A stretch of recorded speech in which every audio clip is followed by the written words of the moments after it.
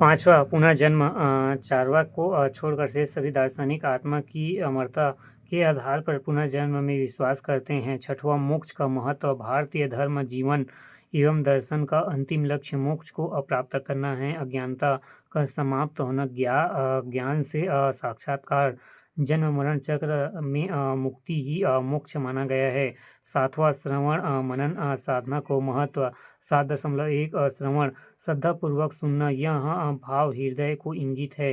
7.2 मनन तार्किक चिंतन करना एवं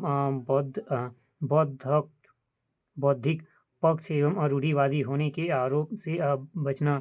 7.3 साधना सिद्धांतों का निरंतर अध्ययन करना, अर्थ आत्मज्ञान एवं करना एवं अनुभूति पक्ष को प्रकट करता है।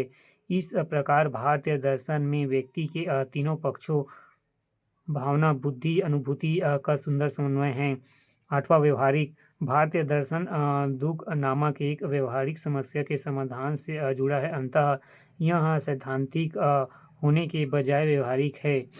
नौवां आत्माधिकता। संसार में दुखमय मानने, आत्मा की अमरता और पुनर्जन्म से जुड़े होने के कारण इसमें आत्माधिकता पर बल अधिक है। 10वां नैतिकता को महत्व। सत्कर्म और समुचित ध्यान हेतु सदाचार, मान की शुद्धि और इंद्रियों पर नियंत्रण को विशेष महत्व दिया गया है।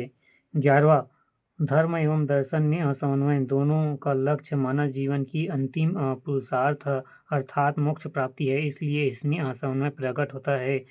12वां प्रमाण शास्त्र को महत्व। प्रमाण शास्त्र एंथ्रोपोलॉजी, एथिम्समोलॉजी को मान्यता को मान्य दी गई है तथा यथार्थ ज्ञान की प्राप्ति से इसे महत्वपूर्ण माना है।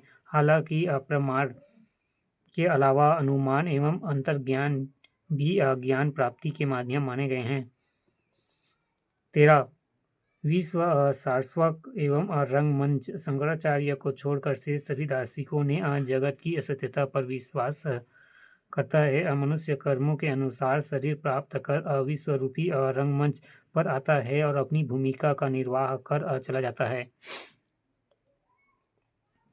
दर्शन की प्रकृति। Nature of philosophy. दर्शन शास्त्र वह सामाजिक विज्ञान है जो मानव जीवन तथा प्रकृति की वास्तविकता को जानने और समझने का प्रयास करता है।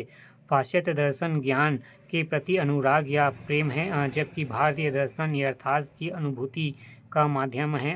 दर्शन शास्त्र की मुख्यतः प्राकृत निम्नानुसार है। पहला आलोचनात्मक दृष्टिकोण। दर्शन किसी भी मत, सिद्धांत या अवधारणा को अंतिम नहीं मान लेता है, बल्कि उनका आलोचनात्मक है एवं तर्कपूर्ण व्याख्या करता है। साथ ही विभिन्न मतों और उनके मतभेदों को स्पष्ट कर जीवन और जगत से जुड़ने का प्रयास करता है। दूसरा, अनुभव पर आधारित।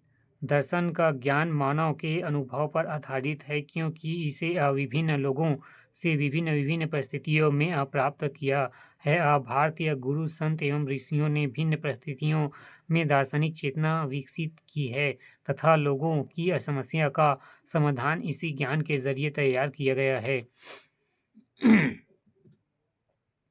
अनुभवों का एकीकरण। समाज के विभिन्न कालखंडों एवं परिस्थितियों में भिन्न दार्शनिकों को ज्ञान के अलग अलग अनुभव हुए हैं। उन्होंने दर्शन इकट्ठा कर मानव की विभिन्न जिज्ञासाओं को पूर्ण करता है और मानव के अस्तित्व को उद्देश्यपूर्ण तथा समाज को उचित मार्ग दिखाता है।